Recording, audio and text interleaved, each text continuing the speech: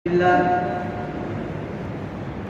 لله نحمده ونستعينه ونستغفره ونؤمن به ونتوكل عليه ونعوذ بالله من شرور أنفسنا ومن سيئات أعمالنا من يهده الله فلا مضل له ومن يضلل فلا هادي له ونشهد أن لا إله إلا الله وحده لا شريك له ونشهد أن سيدنا وحبيبنا ومولانا محمدا عبده ورسوله أما بعد قال الله تبارك وتعالى في القرآن الكريم أعوذ بالله من الشيطان الرجيم بسم الله الرحمن الرحيم إنا أنزلناه في ليلة القدر وما أدراك ما ليلة القدر وقال الله تبارك وتعالى في مقام آخر لو أنزلنا هذا القرآن على جبل لرأيته خاشعا متصدعا من خشية الله وتلك الأمثال نضربها للناس لعلهم يتفكرون وقال تعالى في مقام آخر إنا نحن نزلنا الذكر وإنا له لحافظون وقال النبي صلى الله عليه وسلم خيركم من تعلم القرآن وعلمه او كما قال علیہ الصلوۃ والسلام۔ معزز سامعین کرام، میرے دینی بھائیوں اور عزیز ساتھیوں، یہ رمضان المبارک کا مہینہ چل رہا ہے اور تقریباً ہم لوگ آخر عشرے کے آخر وقت میں ہم لوگ پہنچ چکے ہیں۔ یہ آخری جمعہ ہے رمضان المبارک، پھر زندگی رہی تو انشاءاللہ اگلے سال ملیں گے، ورنہ ہم نے جتنے بیٹھے پتہ نہیں کون رمضان آنے سے پہلے چلے جائیں گے۔ تو مبارکباد کے مستحق ہیں وہ لوگ جنہوں نے رمضان المبارک کے مہینے میں روزے کو روزے کے حقوق کے ساتھ رکھا اور تراویح کی نماز ادا کی اور اسی طریقے سے قرآن کے مطابق اپنی زندگی کو گزارا اور قابل مبارکباد ہے۔ اور وہ شخص جنہوں نے رمضان المبارک کے مہینہ کو پایا اور خدا کے احکام کے دھجیاں اڑا دی، خدا کے احکام کی مذاق اڑایا، اس کے احکام کو نہیں مانا، اس کے احکام کے مطابق اپنی زندگی کو نہیں گزارا، وہ لوگ بھی یہاں بیٹھے ہوئے ہیں جو اپنے آپ کو باڈی کے اعتبار سے فٹ ہے، ہر اعتبار سے صحیح ہے، لیکن رمضان المبارک کے مہینے میں ایک بھی وہ روزہ نہیں رکھے۔ تو وہ شخص آج اس مسجد کے اندر وہ بیٹھے ہوئے ہیں، وہ بھی غور کرے کہ انشاءاللہ تعالی آنے والے جتنے روزہ ابھی باقی ہے ان کو رکھیں گے اور خدا کے احکام کے مطابق زندگی گزاریں گے، کیونکہ اللہ رب العزت معاف کرنے والا غفور رحیم ہے۔ آپ نے کتنی نافرمانی کر دی، پھر بھی اگر آپ اللہ کے دربار میں کھڑے ہوتے ہیں، اللہ سے معافی مانگتے ہیں، اللہ رب العزت یقین ہے کہ اللہ رب العزت معاف فرما دے۔ اس لیے جو بھائی اس رمضان المبارک کے مہینے کو لاپرواہی سے گزارا ہے، اس سے درخواست کرتا ہوں کہ بھائی ابھی کچھ دن باقی ہے، آپ خدا کے سامنے کھڑے ہو کر روئے، توبہ استغفار کرے کہ ہم سے جو نافرمانی ہوئی ہے اللہ نے معاف فرما دی۔ میں نے آپ حضرات کے سامنے قرآن کریم کی آیت تلاوت کی۔ یہ قرآن اور رمضان یہ دونوں کا آپس میں بہت گہرا تعلق ہے۔ اللہ نے قرآن کریم کے اندر فرمایا انا انزلناہ فی لیلۃ القدر، کہ ہم نے قرآن کو لیلۃ القدر کے اندر نازل فرمایا۔ اب یہ لیلۃ القدر کس مہینے کے کس رات میں آتی ہے یہاں اللہ رب العزت نے نہیں فرمایا۔ اللہ نے یہ فرمایا کہ قرآن کو ہم نے لیلۃ القدر کے اندر نازل فرمایا، لیکن یہ لیلۃ القدر کس مہینے کے کس رات میں آتی ہے یہاں اللہ رب العزت نے نہیں فرمایا۔ ہم مسلمان ہیں، ہم یہ جانتے ہیں کہ لیلۃ القدر رمضان المبارک کے آخری عشرے کے 4 راتوں میں آتی ہے، ہم مسلمان ہیں تو جانتے ہیں، لیکن جو مسلمان نہیں ہے وہ کیسے تمیز کر سکے کہ اللہ رب العزت نے قرآن کو رمضان المبارک کے مہینے میں ہی نازل فرمایا؟ دوسری جگہ اللہ رب العزت نے فرمایا شہر رمضان الذی انزل فیہ القرآن، کہ رمضان وہ مہینہ ہے جس میں اللہ رب العزت نے قرآن کو نازل فرمایا، ھدی للناس، اور یہ لوگوں کے لیے ہدایت ہے۔ اب یہاں یہ صاف ہو گیا کہ اللہ رب العزت نے قرآن کو رمضان المبارک کے مہینے میں نازل فرمایا، اور رمضان المبارک کے آخر عشرے میں لیلۃ القدر کی رات آتی ہے، جسے 21، 23، 25، 27 اور 29 یہ راتیں ہیں جو انسان اس رات میں عبادت کرتا ہے، جس کے بارے میں کہا گیا کہ من صام رمضان ایمانا واحتسابا غفر له ما تقدم من ذنبه، اور جو لیلۃ القدر کے رات میں جو قیام کیا ایمان کے ساتھ، ایمانی کیفیت کے ساتھ، اللہ رب العزت اس کے پچھلے تمام گناہوں کو معاف کرتا ہے۔ من قام ایمانا واحتسابا غفر له ما تقدم من ذنبه۔ تو اس رات کو بابرکت سمجھیے، اس رات کی حقیقت کو سمجھیے، اور راتوں میں جاگیے اور اللہ سے معافی مانگیے، اور اللہ کی رضا، اللہ کی خوشنودی حاصل کرنے کی کوشش کیجیے۔ یہ قرآن ایک ایسی کتاب ہے جس قرآن کے بارے میں کہا گیا یہ ایسی کتاب ہے کہ جس کتاب کو پڑھ کر کے انسان اپنے مذہب کو تبدیل کرنے پر مجبور ہو جاتا ہے۔ دنیا میں قرآن ہی ایک ایسی کتاب ہے جس کو انسان پڑھ کر کے اپنے مذہب کو چھوڑنے پر مجبور ہو جاتا ہے۔ اس کے علاوہ کوئی کتاب نہیں ہے دنیا کے اندر، آپ دیکھیں اٹھا کر کے، چاہے جتنی مذہبی کتابیں ہیں، کوئی کتاب ایسے نہیں ہے جس کو انسان پڑھ کر کے اپنے مذہب کو چھوڑنے پر مجبور ہو جاتا ہے۔ وہ صرف ایک قرآن کتاب ہے۔ قرآن ہی ایسی کتاب ہے، اللہ نے قرآن کے اندر ایسی تاثیر رکھی ہے کہ جو انسان صدق دل کے ساتھ قرآن کی ایک آیت کو بھی اگر سن لیتا ہے تو وہ انسان اپنے مذہب کو چھوڑنے پر مجبور ہو جاتا ہے۔ اس قرآن کو لوگوں تک پہنچانے کی ذمہ داری حضور علیہ السلام کی، پھر حضور نے صحابہ کو سونپا، اور اس قرآن کو مکہ مکرمہ میں تمام لوگوں کے سامنے پیش کیا، پڑھ پڑھ کر سناتے تھے۔ جو کافر تھے، مشرک تھے، ملحد تھے، جو کافر تھے وہ مسلمان ہو رہے تھے، جو ملحد تھے وہ موحد بن رہے تھے، جو مشرک تھے وہ موحد بن رہے تھے، جو ملحد تھے وہ اپنی الحاد سے نکل رہے تھے۔ ایسا لگ رہا تھا کہ قرآن اور رسول دونوں کا ایک ایسا جادو ہے کہ جو بھی انسان قرآن کو سنتا ہے، جو بھی انسان نبی کی باتوں کو سنتا ہے، وہ انسان مسلمان ہو جاتا ہے۔ نعوذ باللہ، لوگ یہ کہتے بھی تھے کہ یہ نبی جادوگر ہے، یہ نبی جادوگر ہے، اس کے قریب بھی مت جانا۔ جو بھی نبی کے قریب جاتا ہے وہ مسلمان ہی ہو جاتا ہے۔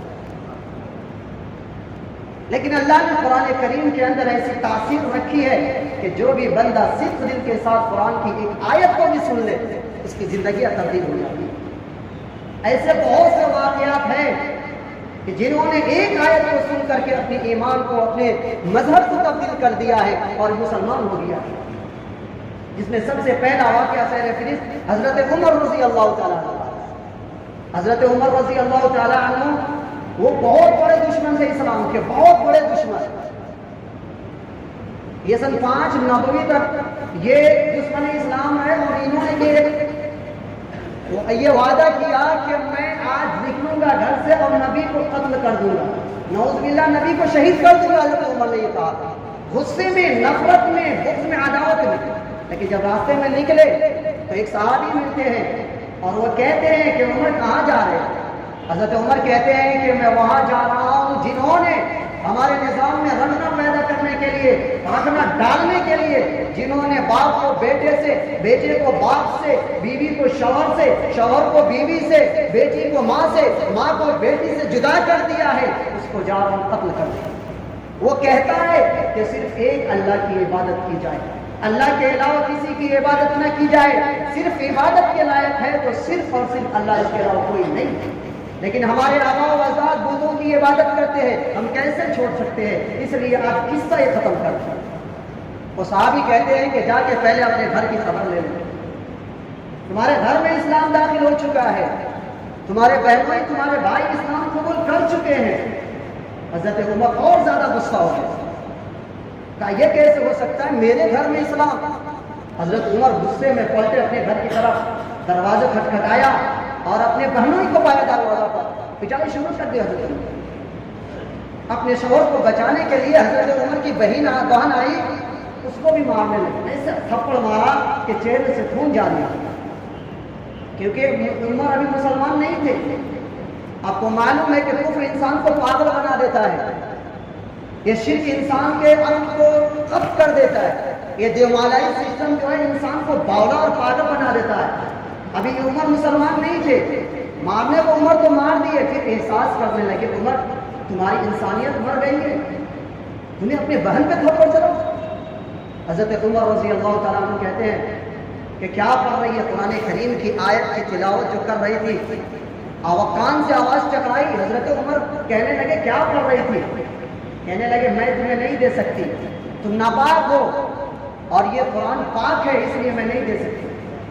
اب حضرت ظاہر ہے کہ حضرت عمر نارمل ہو چکے تھے، اب کہنے لگے کہ میں نے تھپڑ مارا، تھپڑ مارنے کے بعد اس کے اندر کمی نہیں بڑھی اور زیادہ ایمان بڑھ گیا، اور یہ مجھے چیلنج کر رہی ہے کہ تم ناپاک ہو، تم اس قرآن کو چھو نہیں سکتے۔ حضرت عمر غسل کیے، اور غسل کرنے کے بعد حضرت عمر نے جو پہلی آیت دیکھی، غالباً سورہ طٰہٰ کی پہلی آیت، طٰہٰ مَا أَنزَلْنَا عَلَيْكَ الْقُرْآنَ لِتَشْقَىٰ إِلَّا تَذْكِرَةً لِمَن يَخْشَىٰ، کہ طٰہٰ یہ قرآن جو ہے نازل اس لیے نہیں کیا کہ تم مصیبتوں میں مبتلا ہو جاؤ، بلکہ اس قرآن کو اس لیے نازل کیا کہ تم اللہ سے ڈرو، اللہ سے خوف حاصل کرو۔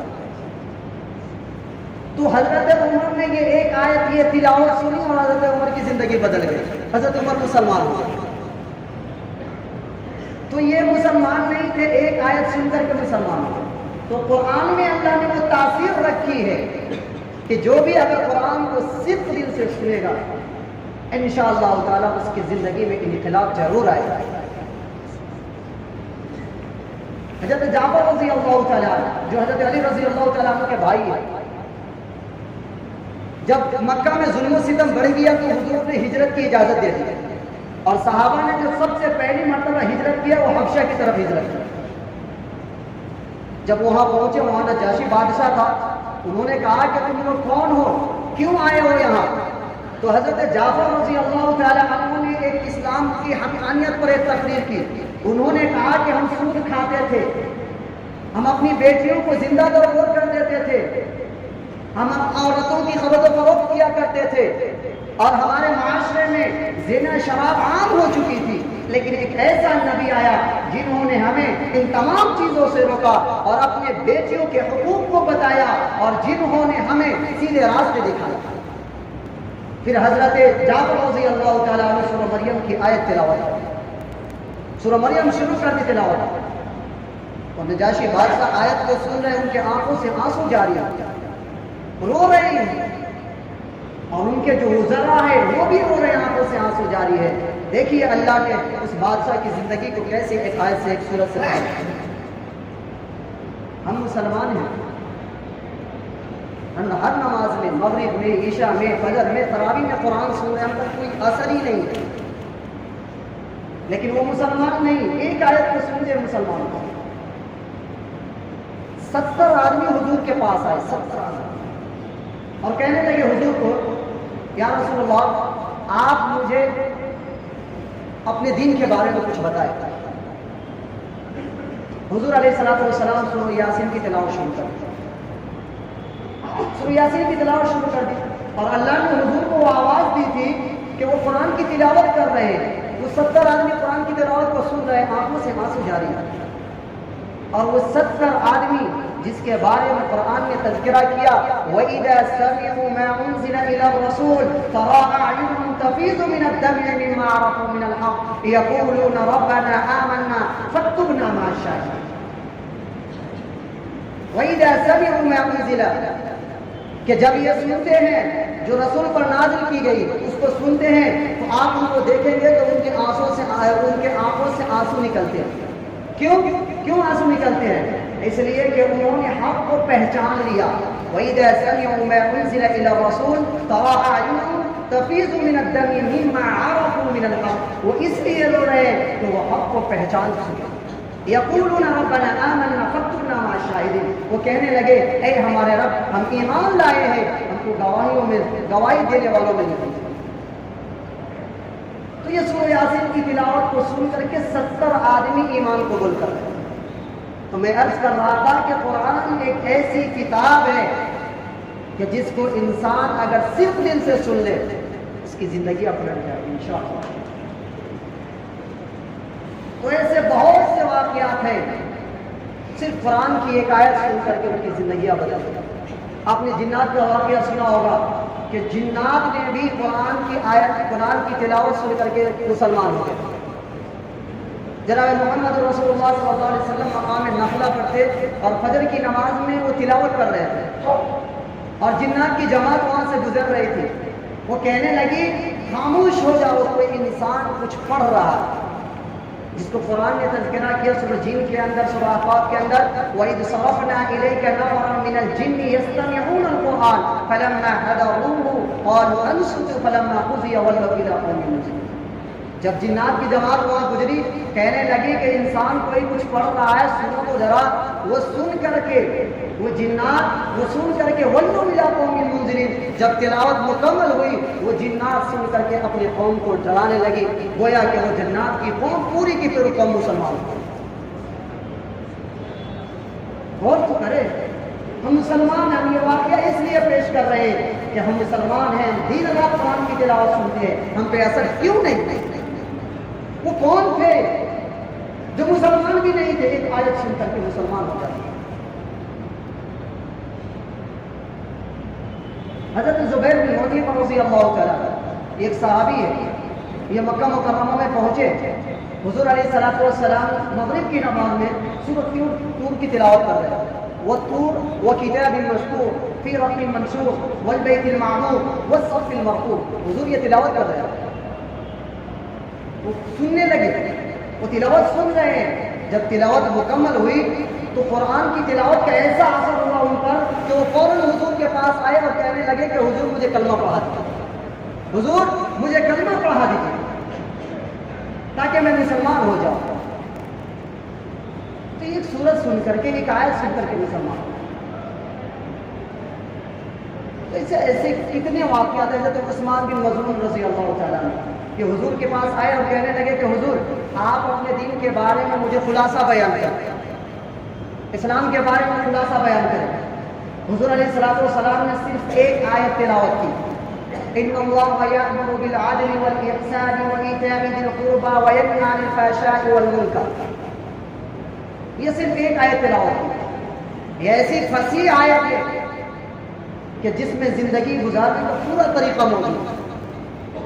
مفسرین لکھتے ہیں کہ اگر کوئی اور احکام نازل نہیں ہوتا، کوئی اور صورت نازل ہوتی، صرف یہ ایک آیت ہوتی تو یہی کافی تھی مسلمانوں کی زندگی گزارنے کے لیے، کیونکہ اس آیت کے اندر 3 عوامر ہے اور 3 نواہی ہے۔ یہ پورے خلاصہ کو، دین کے پورے خلاصہ کو بیان کرتا ہے۔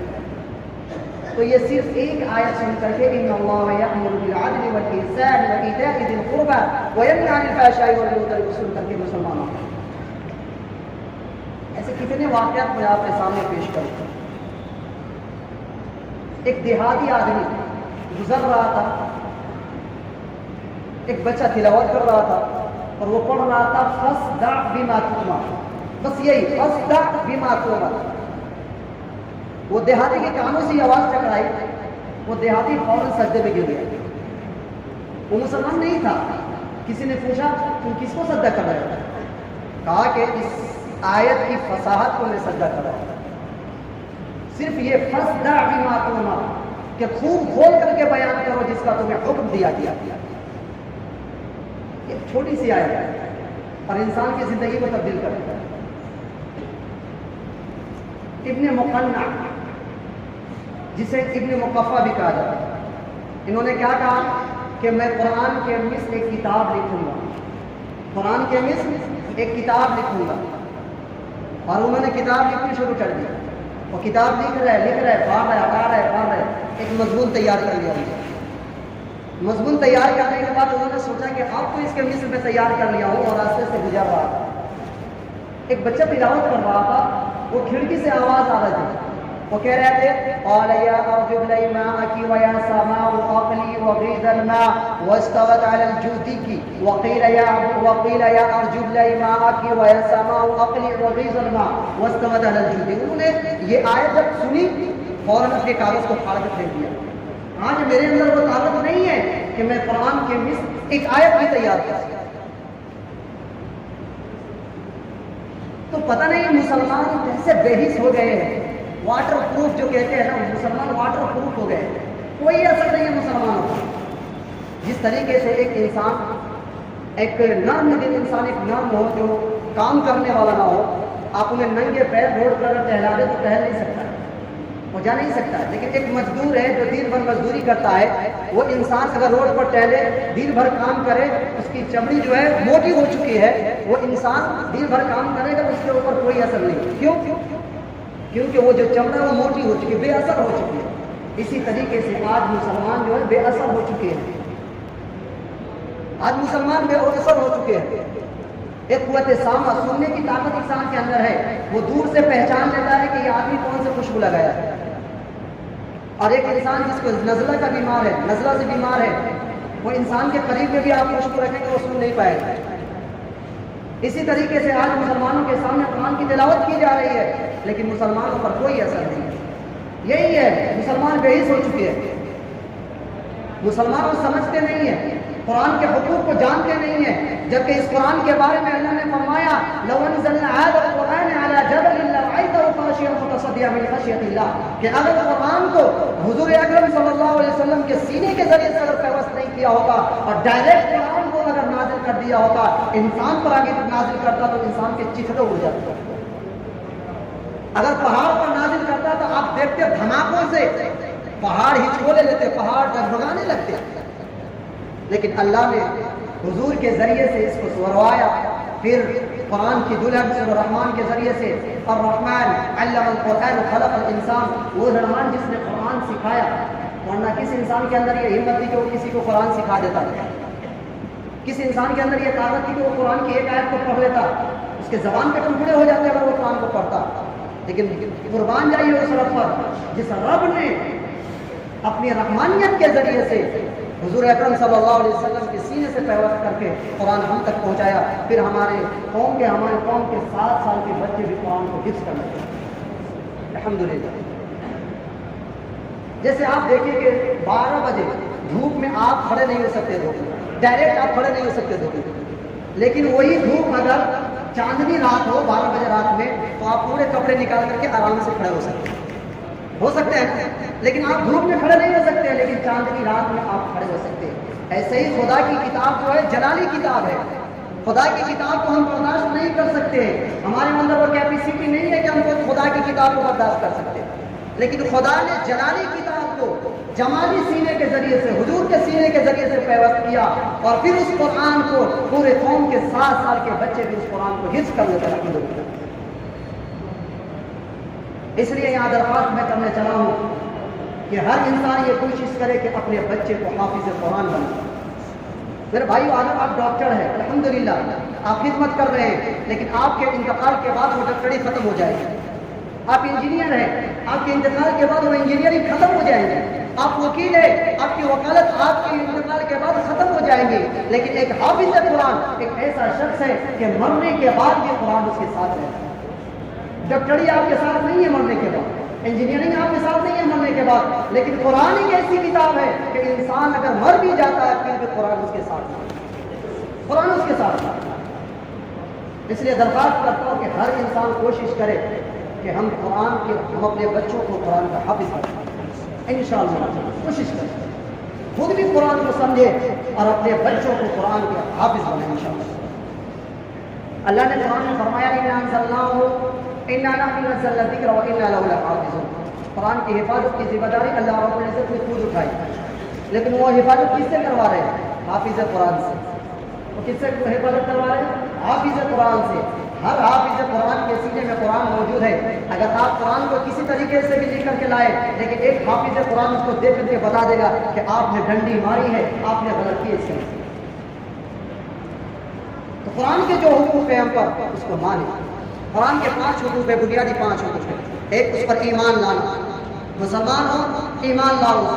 ایمان کس طریقے سے لانا کہ قرآن نے جو کہا حلال ہے تو حلال ہے, قرآن نے جو کہا حرام ہے تو حرام ہے, قرآن نے جو کہا صحیح ہے تو صحیح ہے, ہے، قرآن نے جو کہا غلط ہے تو غلط ہے، اس کو ماننا ہی پڑے گا۔